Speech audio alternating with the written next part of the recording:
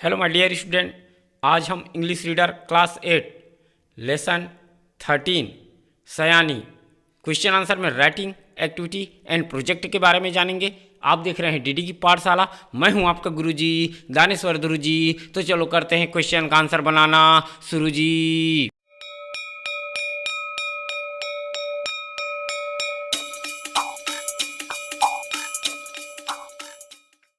तो चलो आ जाओ भाई, क्लास 8 लेसन 13 सयानी का जो बचा हुआ क्वेश्चन का आंसर है वह बनाना प्रारंभ करते हैं। और अगर आप पुराने वीडियो को देखना चाहते हैं तो डिस्क्रिप्शन में उसका लिंक मिल जाएगा क्लास 8 का।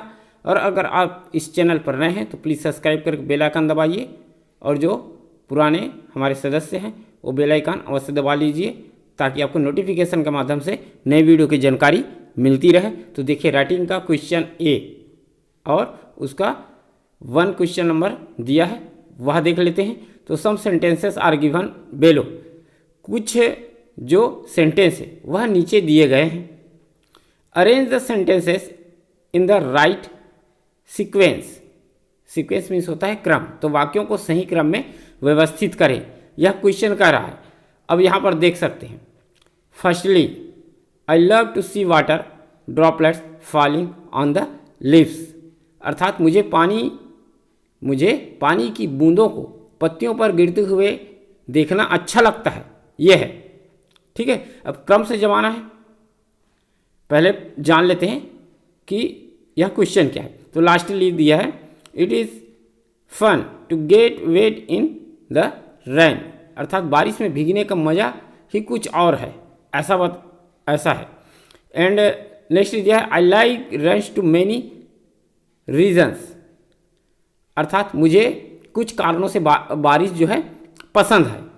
और उसके बाद दिया है secondly, I enjoy putting paper boats in running water, अर्थात मुझे बहते पानी में कागज की नाव चलाने में मज़ा आता है, ऐसा है। ठीक है, एंड लास्ट सेंटेंस दिया है thirdly, wait to see the rainbow during rainy season, अर्थात मैं बारिश में के मौसम में इंद्रधनुष देखने का इंतजार करता हूँ, है ना।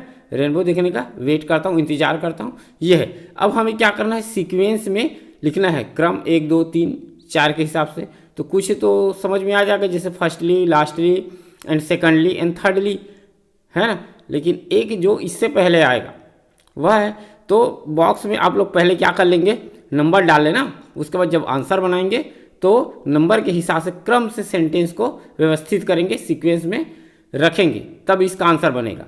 तो नंबर यहाँ पर हम लोग पहले डाल लेते हैं, आप लोग कर लेना उसको।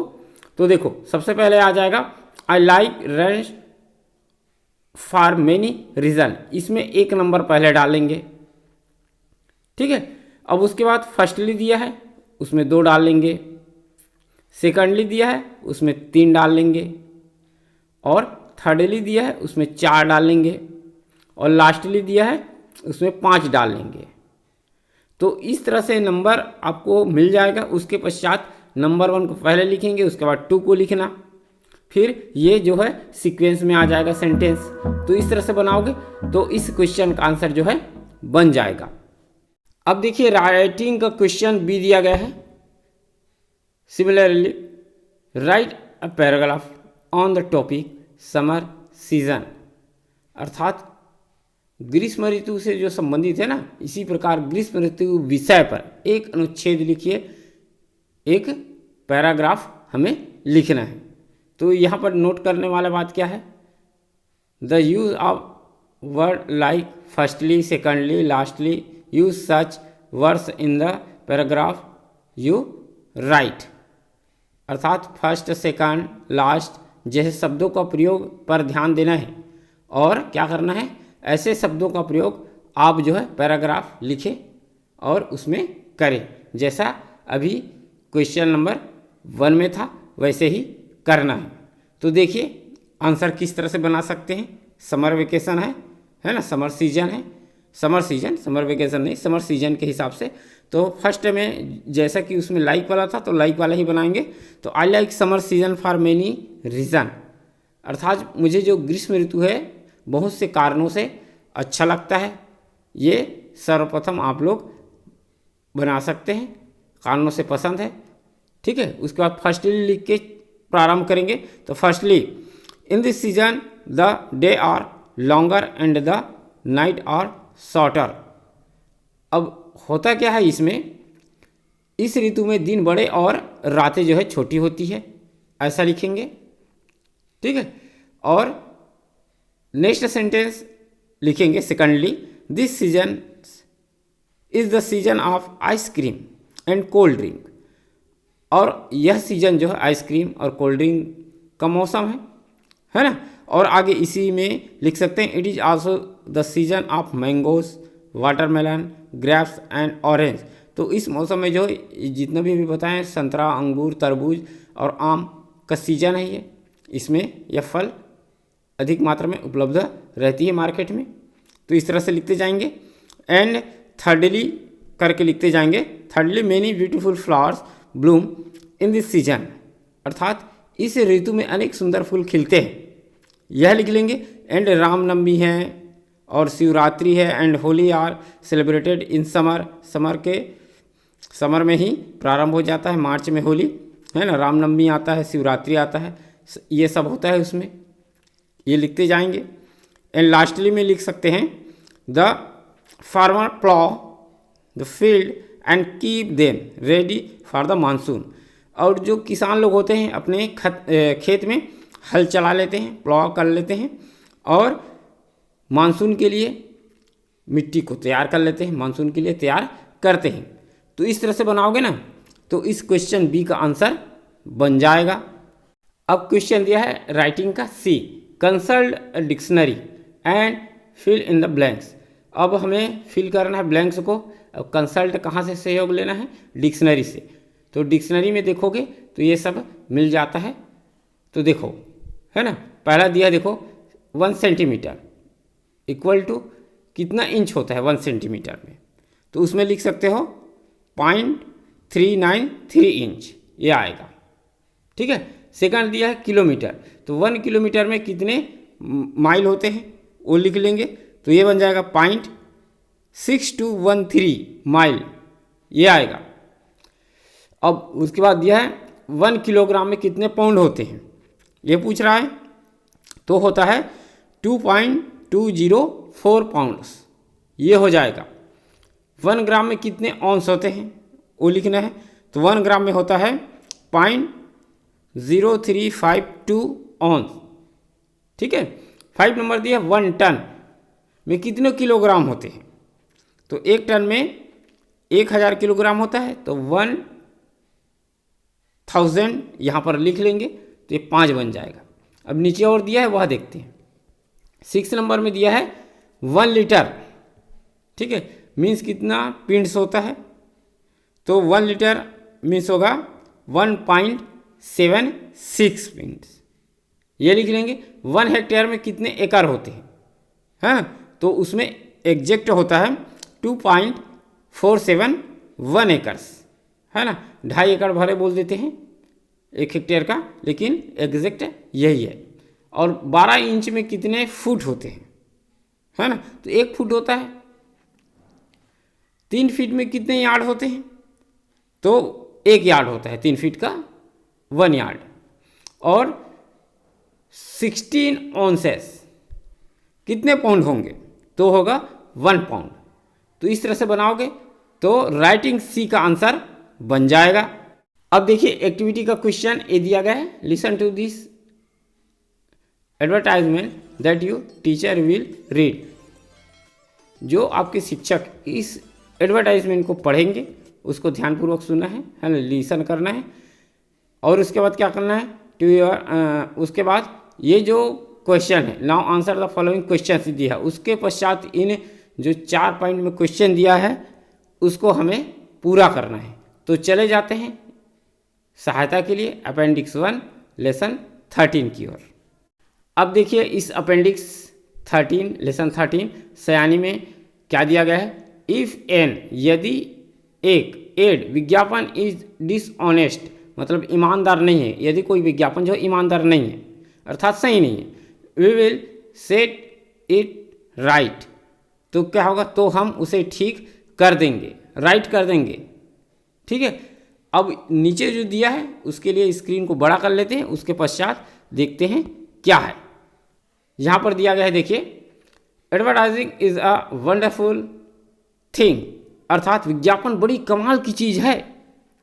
It informs you about the range of product, अर्थात यह आपको उपलब्ध उत्पादों और and services available and gives you the right to choose, अर्थात यह आपको उपलब्ध उत्पादों और सेवा की श्रेणी के बारे में सूचित करता है ना, और आपको चुनने का अधिकार देता है, चूज करने का राइट अधिकार देता है।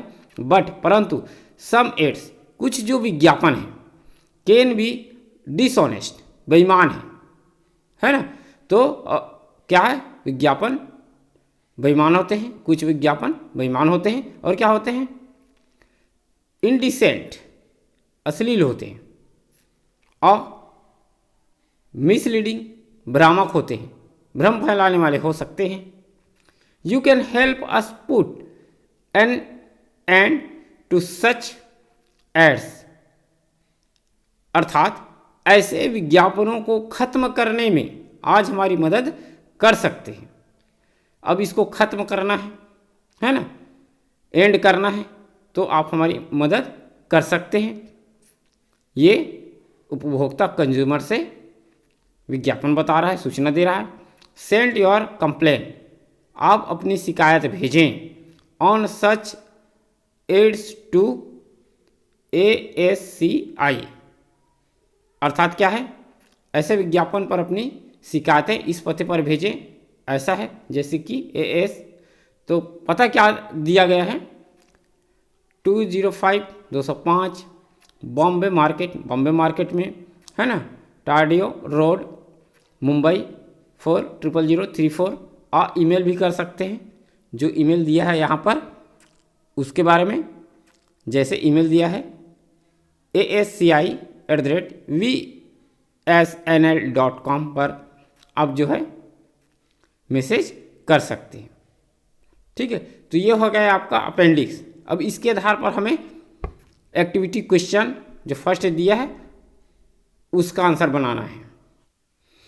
अब देखिए, पहला क्वेश्चन दिया गया है, who do you think has brought out this advertisement, who, कौन है ना। तो इस विज्ञापन को किसने पुट किया है, किसने रखा है, आपका क्या विचार है, यह बताइए। तो आंसर बनेगा यहाँ पर, I think that an advertisement has been brought by ASCI, क्योंकि वहाँ पर पढ़े हम लोगों ने ASCI से लिया गया है, तो ऊपर में लिख सकते हैं यहाँ पर, है ना, जगह नहीं है तो अब ये तो ब्लैंक है, तो इसी में लिखेंगे। तो देखो, एडवर्टाइजमेंट गिव्स यू द, अब क्या देता है एडवर्टाइजमेंट जो है ना, वह हमें इसे आंसर में लिखना है। तो यहाँ पर हम लोग लिख देंगे, advertisement inform us about the range of products and service available and gives us the right to choose, जैसा पढ़े वहाँ पर वैसा ही रहेगा। 3 नंबर है, by reporting dishonest advertisement to the advertising council we will help them. तो हम help कैसे कर सकते हैं, तो यहाँ ब्लैंक में हम लोग लिख देंगे, पुट एन एंड, उसे समाप्त करके, टू सच एड्स, ऐसे लिखेंगे तो ये बनेगा। Complain should be send to, और जो शिकायत कहाँ पर भेजा जा सकता है, तो हम लोग लिख देंगे इसमें ASCI, और जो वहाँ पर लिखा था 205 बॉम्बे मार्केट टार्डियो रोड मुंबई 400034 ये लिखा था, उसमें लिख देंगे, या ईमेल नंबर जो लिखा था ना वह हम लोग इसमें लिख सकते हैं। ठीक है, तो इस तरह से बनाओगे तो ये एक्टिविटी क्वेश्चन 1 का आंसर बन जाएगा। अब देखिए यहाँ पर दिया है activity question B, some situations are given below in the box, अर्थात कुछ स्थितियाँ नीचे बॉक्स में दी गई है। Use the situation to ask the question as given in the example, अर्थात प्रश्न पूछने के लिए स्थिति का प्रयोग करें जैसा कि उदाहरण में दिया गया है। Use the names of the students in place of he and she, अर्थात ही और सी के स्थान पर विद्यार्थियों के नाम का प्रयोग करें। जैसा कि यहाँ पर दिया गया है ही है, उसके जगह हम विद्यार्थी का नाम लिख सकते हैं और करना भी है। ठीक है, एग्जाम्पल दिया है, देखो, who could help me to stitch a frock, अर्थात फ्रॉक सिलने में कौन मेरी मदद कर सकता है ना। तो स्टिच करना है, सिलना है या टाँके लगाना है, एक ही मतलब है। तो वह मदद कौन कर सकता है, तब एक जने रिस्पॉन्स देगा, उत्तर देगा, है ना।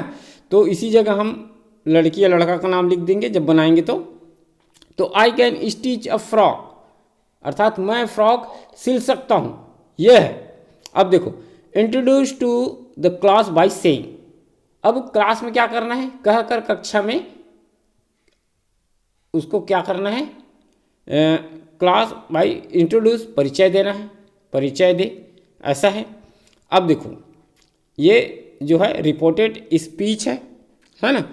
अब देखो, ही सेड, उसने कहा, he can stitch a frock, वह फ्रॉक सिल सकता है, उसने कहा वह फ्रॉक सिल सकता है।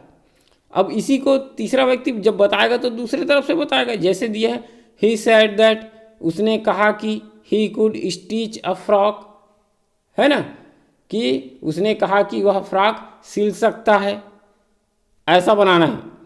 तो यहाँ पर कितना सेंटेंस बन जाएगा, पहला तो ये बनेगा, दूसरा ये बनाते जाएंगे एक एक का, तीसरा और चौथा, चार सेंटेंस बनेगा। ठीक है, अब स्टिच अ फ्रॉक वाला बन गया यहाँ पर। तो वैसे ही who could help me to stitch a frock, अब यहाँ पर मेंड माई शूज, मेंड मतलब होता है सुधारना, है ना, और शू मतलब जूता और शूज मतलब जूते, तो जोड़ी एक जोड़ी ही रहता है। तो देखिए किस तरह से बनते जाएगा, चारों सेंटेंस बताते जाएंगे, है ना, बाद में आप लोग नोट कर लेना, स्क्रीन पर देखते रहिए। तो देखिए, मेड माई शूज वाला बनेगा, who could help me to made my shoes, question mark लगा लेंगे, जूते कौन सुधार सकता है, मेरा जूते सुधारने में कौन मेरी सहायता कर सकता है।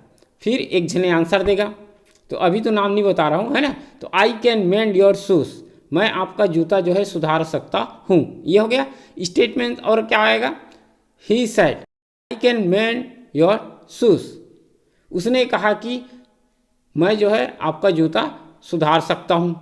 फिर थर्ड पर्सन जो है रिपोर्ट स्पीच देगा, रिपोर्ट देगा, he said that he could mend my shoes, कि उसने कहा कि वह मेरे जूते सुधार सकता है।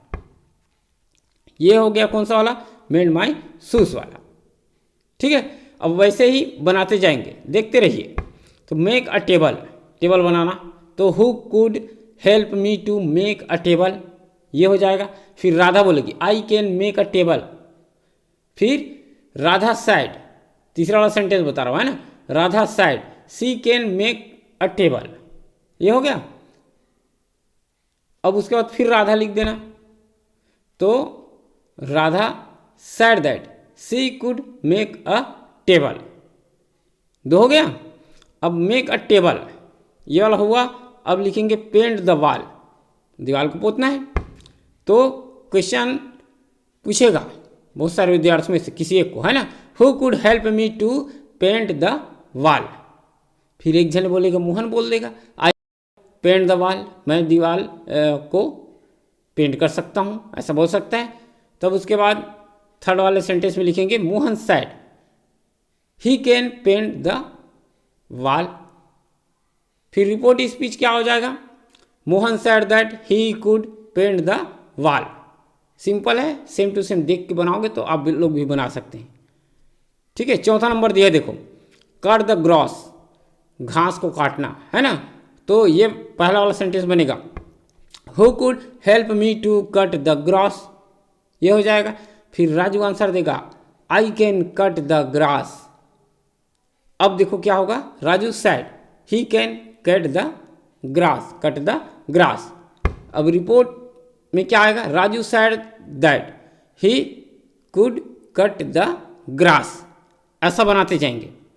5वां नंबर दिया गया है, देखो रिपेयर द रूफ, छत को रिपेयर करना है, सुधारना है। तब क्या बनेगा देखिए, who could help me to repair the roof, कौन मेरी छत की रिपेयर करने में, सुधार करने में सहायता कर सकता है। तब मीरा बोलेगी, है ना, I can repair the roof, मैं रिपेयर कर सकती हूँ, ऐसे कह के। फिर Meera said she can repair the roof, Meera ने कहा कि वह रिपेयर कर सकती है। फिर रिपोर्ट स्पीच में लिखेंगे, Meera said that she could repair the roof. 5 sentence हो गया।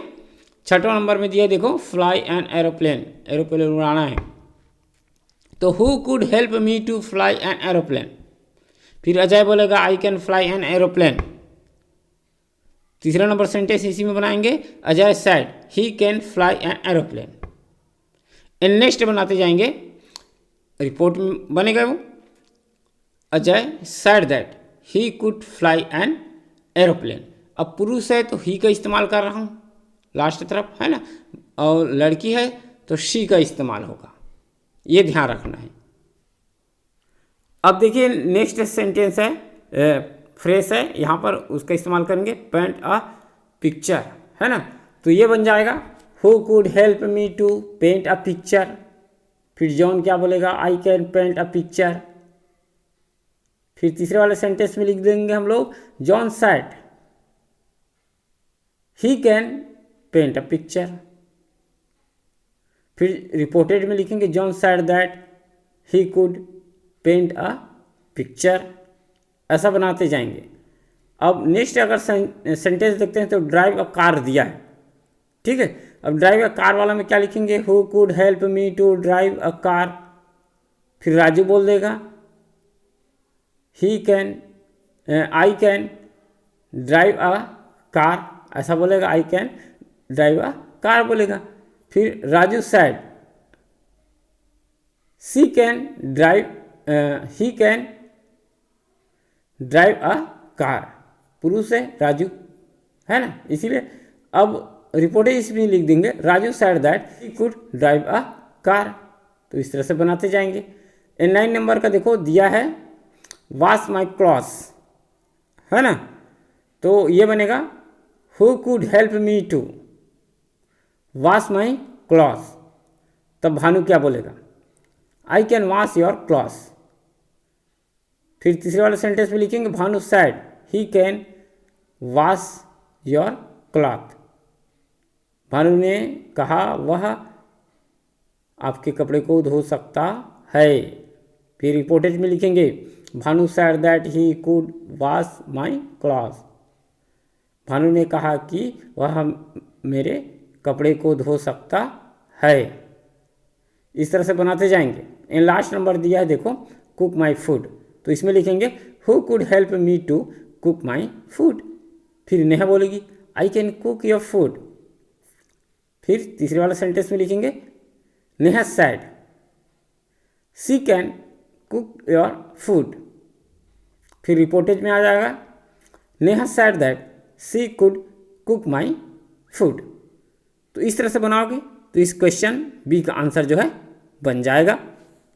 अब देखिए क्वेश्चन प्रोजेक्ट दिया है पहला नंबर का, हैव अ शॉर्ट डिबेट, एक छोटा सा डिबेट है ना। In the class on the topic TV is a blessing. Blessing मतलब होता है वरदान। टीवी एक वरदान है विषय पर एक संक्षिप्त बहस करें। डिबेट हमें करना है क्लास में, ये स्टूडेंट के लिए है ना। अब उसके बाद क्वेश्चन क्या दिया है, you can use the following expressions when you speak for against the topic. अब क्या कि जब आप विषय के पक्ष में या विपक्ष में बोलते हैं तो आप निम्नलिखित भावों का उपयोग कर सकते हैं। जो यहाँ पर एक्सप्रेशन है उसका उपयोग कर सकते हैं। जैसे यहाँ पर 1 से लेकर 8 तक आई एग्री दी दिया है। 8 नंबर में मैं सहमत हूँ, आई टू थिंक सो, मैं भी ऐसा ही सोच रहा था, वेल माई ओपिनियन, अच्छा है, यहाँ पर मेरा मत है, ऐसा दिया है। तो इस तरह से दिया गया है, ठीक है। अब देखते हैं नीचे क्या दिया गया है। You can also use the given hint, और नीचे जो हिंट दिया गया है उसका हमें प्रयोग करना है। ठीक है, तो देख लेते हैं टेबल में क्या है। उसके पश्चात जो है आंसर हम बनाते जाएंगे। फॉर दिया है, अगेंस्ट दिया है, जो पक्ष में है वो फॉर है और अगेंस्ट में विपक्ष में है। ठीक है, टीवी जो है वरदान है, यह विषय है, ये पक्ष में है, ये विपक्ष में। अब देखो हिंट किसका उपयोग करना, enjoy song, watching film, enjoy serious, ये दिया है। अब उसके जस्ट नीचे देखो एग्जाम्पल एक बना के आपके लिए कर दिया गया है। जैसे दिया है I watch TV for I get knowledge from it, अर्थात मैं टीवी देखता हूँ क्योंकि उससे ज्ञान प्राप्त होता है, नॉलेज प्राप्त होता है, यह बता रहा है जो पक्ष में है। विपक्ष वाला क्या बोलेगा, I would like to differ because it waste much time. अब मैं आपके विचार से सहमत नहीं हूँ, डिफर है मेरा विचार जो अलग है ना, मेरा विचार क्या है, भिन्न है, अलग है, क्योंकि इससे समय अधिक बर्बाद होता है, ऐसा बोल रहा है। तो इसी एग्जाम्पल के अनुसार ऊपर जो हिंट दिया है उसका प्रयोग करते हुए हमें इसे, आप लोग क्या करेंगे, सीधा कॉलम खींच लेंगे और बनाते जाएंगे। मैं एक एक करके बताता हूँ यहाँ पर। ठीक है, तो कॉपी में जब उतारेंगे तो वैसा बनाना है, कॉलम खींच लेना, एक में फॉर वाला, एक में अगेंस्ट वाला, और ये पॉइंट नंबर 1 डाल लेना है इसको, पहला सेंटेंस हो गया, ऐसा करके। ठीक है, अब देखो इसी में बनाते जाएंगे, मैं नीचे बनाऊंगा। तो दूसरे नंबर में आप जो है बना सकते हैं, I watch TV for I get all important and valuable news, अर्थात टीवी देखता हूँ क्योंकि मुझे सभी महत्वपूर्ण और मूल्यवान समाचार मिलते हैं, जो जानकारी है वो इसमें मिलता है। अब डिबेट के अगेंस्ट में रहेगा, वो क्या बोलेगा, I agree but I think that is affect our eye and sometimes the news channel shows only crime news, है ना। और मैं सहमत हूँ लेकिन मुझे लगता है कि यह हमारी आंखों को प्रभावित करता है, हमारी आंखों को क्या करेगा, टीवी प्रभावित करेगा। और कभी कभी न्यूज़ चैनल केवल अपराध समाचार ही दिखाता है, ऐसा पहला पॉइंट आप लोग जो है लिख सकते हैं। मतलब दूसरा हो गया, पहला तो एग्जाम्पल के तौर पर था। अब तीसरे वाले में हम लोग क्या लिख देंगे, फार वाले में लिखना है ना, we get relax by watching TV programmes like films, enjoy songs and serials, ये हो जाएगा। अर्थात टीवी कार्यक्रम देखने से हमें आराम मिलता है, थोड़ा रिलैक्स हो जाते हैं, फिल्मों की तरह गाने और सीरियल का लुत्फ उठाएं या उठाते हैं, ऐसा है। फिर अगेंस्ट वाले क्या बोलेगा, I am sorry but I disagree because it get late forwards and it also shows bad scenes, अर्थात मैं सहमत नहीं हूँ, मैं सहमत नहीं हूँ, या बोल सकता है कि मुझे खेद है लेकिन मैं असहमत हूँ, सहमत नहीं हूँ, क्योंकि काम के लिए देर हो जाती है, जो काम रहता है वो पूरा नहीं होता समय पर, और इसमें बुरे दृश्य भी दिखाई देता है, ऐसा बोल सकते हो आप लोग, है ना। फिर पक्ष में बोलेगा, kids learn a lot from sports channel and education channel ETC, अर्थात स्पोर्ट्स चैनल से, एजुकेशन चैनल से आदि से बच्चे बहुत कुछ सीखते हैं, ये पक्ष वाला बोलेगा। फिर विपक्ष वाला क्या बोलेगा, देखिए, I can't agree with you because it affects our study, मैं सहमत